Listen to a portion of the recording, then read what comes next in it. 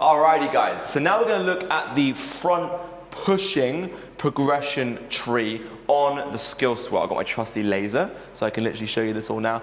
So when you think of calisthenics and you think of bodyweight training, I think the push-up is like the classic movement that people do from home to get better. I was talking to someone the other day actually, and he came to me, he's like, oh, I tore my shoulder because I want to get 40 push-ups. And I'm like, who cares? I'm just being honest, like, it's great. Like, if you want to get strong at push-ups, go for it. But the difference between 20 push-ups and 40 push-ups, your body's like, I'm just getting more cardio. It doesn't really matter, okay? What you actually want to be doing is you want to be challenging yourself more, increasing the leverage of making it harder, and actually, if anything, reducing your reps and doing harder movements. And I think in all of the movements in calisthenics, I think the push-up embodies that the most. So when you think about it, we all know the progressions for a push-up roughly, right? You do a few on your knees, and then maybe you might get a full push-up, and then maybe you might do a few diamond push-ups, and then God forbid you might be doing things like handstand push-ups eventually, right? This is the best way of explaining the SkillSwirl. So when you look at here, this is the front pushing progression line, okay? It's here, and it goes along. So we go box push-up, knee push-up, push-up, hold, full push-up, ring push-up, diamond push-up, planche push-up. We're gonna get to planche push-up today, and there's a long gap to bent arm planche. This is gonna be a separate video, and all I wanna do today is get you to about the planche push-up range, really getting your first push-up. So, if you think about the push-up, the principles stay the same. We wanna make sure, again, different ways of coaching this. Think of like a pizza, think of like an arrowhead. If you're gonna be looking down, so actually, Kira, maybe you can look down on me from here, so maybe you wanna get up on there. Okay, so if you look down on me in a push-up, I'm almost in this diamond. Can you see that, Kiwi? Yeah, it's like a pizza slice. Like a pizza slice, right? So I'm in that position. I don't want to see you doing this, okay? Can you see that on the camera? Yeah, super narrow. And I don't want to see you doing this. Too wide. Oh, I feel that in my shoulder, and I don't get bad shoulders, okay? So think of like this diamond position, think of this arrowhead position. Now, if you go nice and low to the floor, Kiwi, another thing that I see in push-ups is the classic two positions.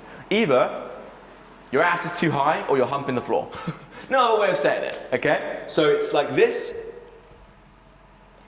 like a fish, or it's like, that's a downward dog, mate. That's not a push-up, okay? So a good way of actually teaching this is a hollow hold. So if you lie on your back, your core's in, shoulders up to your knees, legs straight, butt squeezed. That is a beautiful position. If we flip that round and go into a plank, that's the feeling. We now go up into a push-up, nothing changes throughout the whole movement.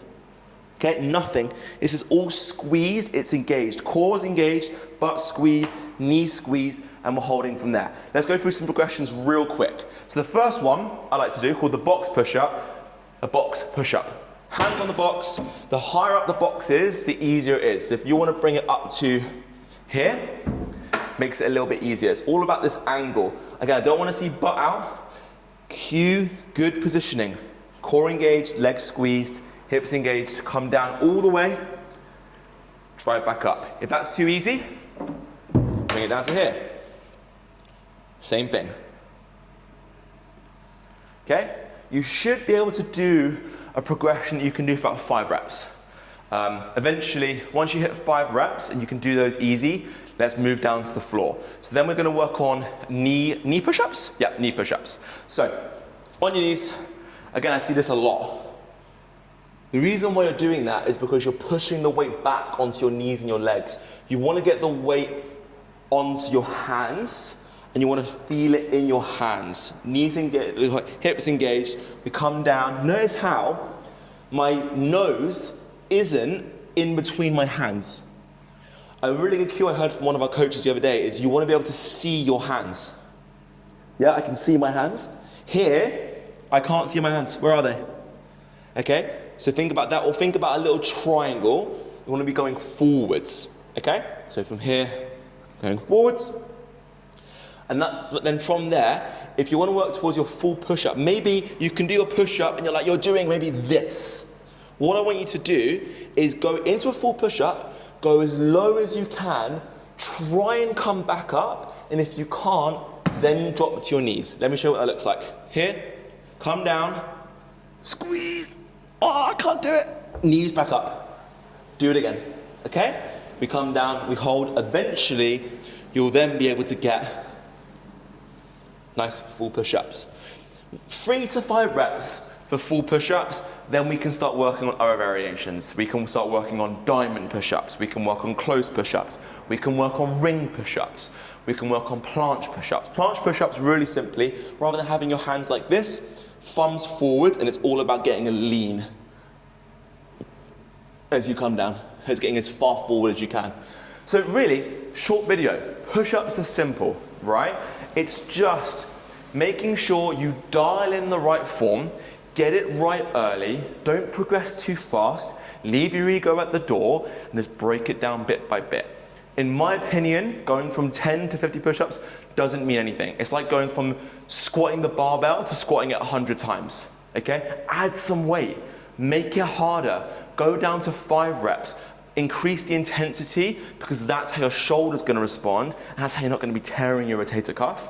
And from there, we can work onto things like the bent arm planche, the crows, up positions, all that good stuff. All from this pushing strength that comes from front pushing. So guys, if you liked the video, please make sure to leave a like. It really helps the channel and it makes us know which videos you like best. If you have any questions or anything about the SkillSwirl, how it works, comment down below. We get back to all of the comments on the CaliUnity YouTube. And if you know anyone that might get loads from this, please share the video with them. It'll help them out and it'll make you look really cool because you're getting them into calisthenics. One last thing, click subscribe because we're going to be releasing tons more videos on the CaliUnity YouTube on all things SkillSwirl, home workouts, everything, so you don't want to miss out. Guys, get that first push up, and I can't wait to see you at CaliUnity anytime soon.